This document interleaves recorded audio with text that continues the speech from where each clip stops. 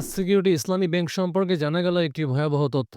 First security ইসলামী ব্যাংকের বিশাল লোকসান তারা আড়াল করে রেখেছিল। কিন্তু বাংলাদেশ ব্যাংকের নির্দেশনার পর ৫৭,৫৭৬ টাকা লোকসান দেখালো ফার্স্ট সিকিউরিটি ইসলামী ব্যাংক।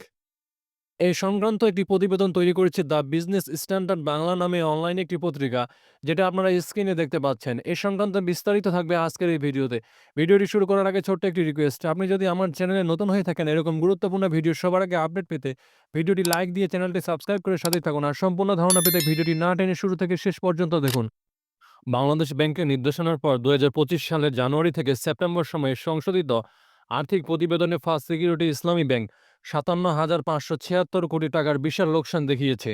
২০২৫ সালে ৩০ সেপ্টেম্বর শেষ হওয়া তৃতীয় প্রান্তিকের জুলাই থেকে সেপ্টেম্বর সংশোধিত অনিরীক্ষিত সমন্বিত আর্থিক প্রতিবেদন অনুযায়ী এই ৩ মাসে ব্যাংকটির শেয়ার প্রতি সমন্বিত লোকসান দাঁড়িয়েছে ৪৬২.৫৭ টাকা।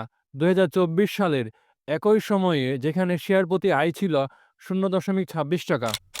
২০২৫ সালের জানুয়ারি থেকে সেপ্টেম্বর এই ৯ মাসে শেয়ার প্রতি সমন্বিত লোকসান হয়েছে ৪৭৬.৫৭ টাকা, যেখানে আগের বছর একই সময় শেয়ার প্রতি আয় ইপিএস ছিল ০.৪৮ টাকা। ব্যাংকটি জানিয়েছে বাংলাদেশ ব্যাংক ২০২৫ সালের ২৫ নভেম্বর দেওয়া এক চিঠির মাধ্যমে তাদের আগে দেওয়া ডেফারেল সুবিধাটি প্রত্যাহার করে নিয়েছে। এর আগে এই সুবিধার আওতায় প্রভিশন ঘাটতি সমন্বয় ছাড়াই আর্থিক প্রতিবেদন তৈরির সুযোগ ছিল। কেন্দ্রীয় ব্যাংক এখন নির্দেশ দিয়েছে যে প্রয়োজনীয় প্রভিশন সমন্বয় করার পরেই ২০২৫ সালে ৩০ সেপ্টেম্বর সমাপ্ত হওয়া তৃতীয় প্রান্তিক ও পরবর্তী সময়ের আর্থিক প্রতিবেদন তৈরি করতে হবে।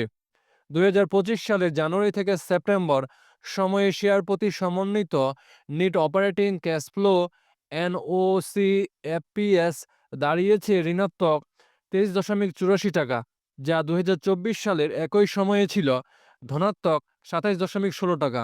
এদিকে ২০২৫ সালের ৩০ সেপ্টেম্বর শেষে শেয়ার প্রতি সমন্বিত নিট অ্যাসেট ভ্যালু NAV ব্যাপকভাবে কমে ঋণাত্মক ৪৬০.১৮ টাকায় দাঁড়িয়েছে। এর এক বছর আগে যা ছিল ২০.৬৬ টাকা।